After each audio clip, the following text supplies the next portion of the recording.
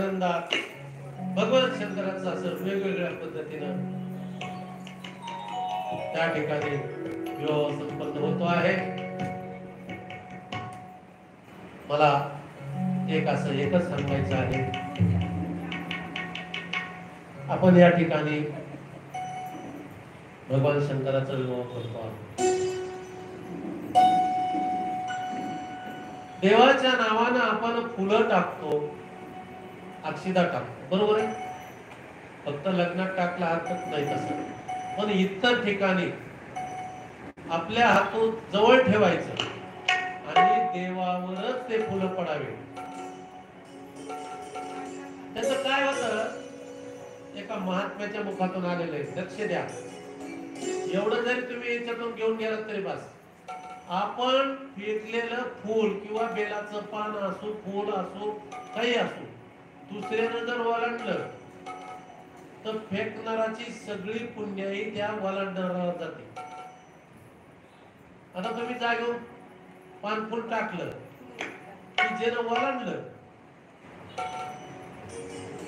त्याची पुण्य गेली ह्याला.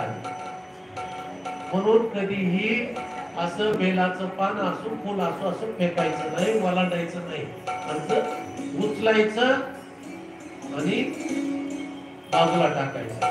आणि शिवमहिम्नामध्ये भाग आलाय, पुष्पदंताने सांगितले बेलाचं पान जर ओलांडलं तर तिथंच आपली पुण्य संपत्ती आणि दुसऱ्याची विघ्न येतात. शिवमहिम्न तुम्ही वाचून बघा.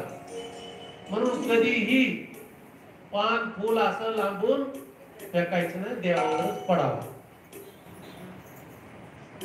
आणि आईचं दुःख असतं, आईला दुःख वाटतंय, दाटून कंठ येतो आणि सतीला आनंदात सगळे झाले वाटा लावायला लागले. आता आपल्याला कथेत पुढे जायचंय. आता एवढाच प्रसंग म्हणलं तर आपण 4 दिवस सांगू शकतो. म्हणून आईला कंठ दाटून आलाय, दाटून कंठ येतो.